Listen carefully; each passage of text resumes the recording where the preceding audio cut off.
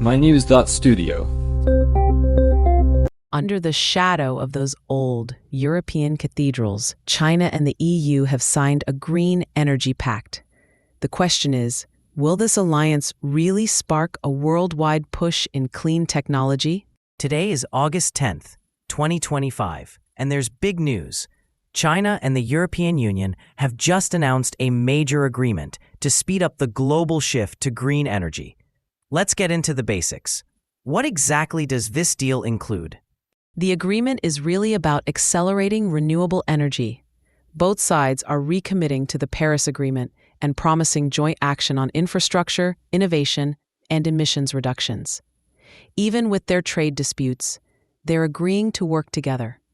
This matters because China and the EU are two of the world's top carbon emitters. If they cooperate, it could set a new global standard. But it's not just about their own countries, right? There's a whole part about helping developing countries get access to affordable green technology. How do they plan to do that? That's actually one of the clearer parts of the deal. They've agreed to help all countries, especially developing ones, get access to quality green tech and products. For example, China has a 20 billion yuan South-South Climate Cooperation Fund.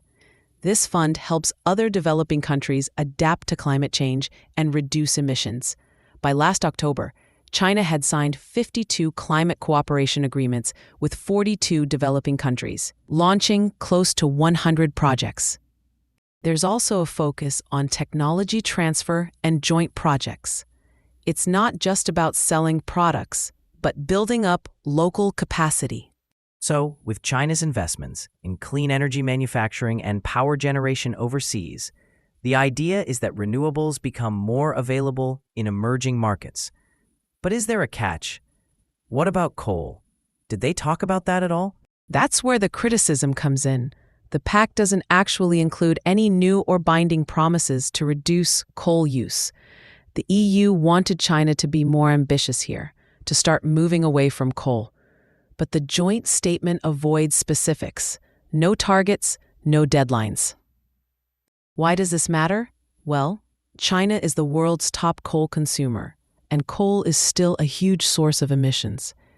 Without specific coal commitments, a lot of people say the deal might not have the impact it could. So, that's a real gap. And critics are saying that leaving coal out could actually weaken the deal's credibility, right?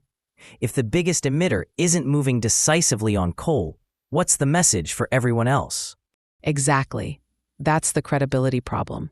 Without addressing coal, reaching the Paris goals gets much tougher.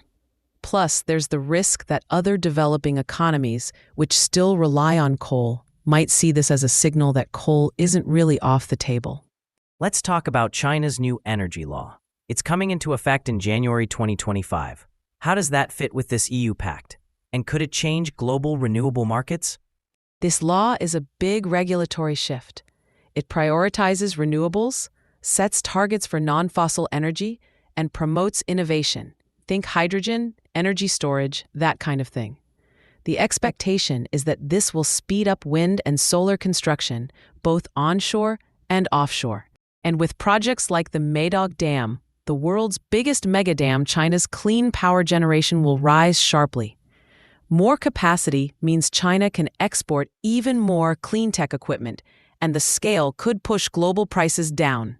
So, if China's clean tech exports grow, do you think this could reshape global supply chains? Would other countries benefit from lower prices and easier access to renewables? That's the general expectation. As China increases production, renewable tech becomes cheaper and more accessible globally. It could also push other countries to step up their own innovation and investment. Plus, with the EU involved in joint projects and technology transfer, they might create new global standards for major green infrastructure. Looking at the bigger picture, this is important because climate change is a global challenge. The actions of China and the EU have ripple effects. If they pull this off, do you think it could motivate others to move faster on climate? That's the hope.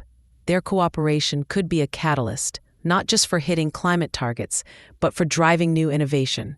But it's also a test. The real challenge is whether these promises turn into real, measurable results, especially on coal.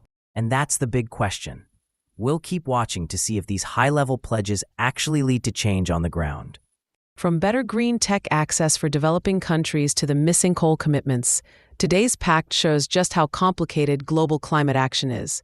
But there's momentum building. Thanks for joining us for this look at the China-EU Green Energy Pact. Global cooperation, real-world consequences, and a lot to watch in the year ahead. Thank you for listening. This episode was powered by mynews.studio. You can try it now for free.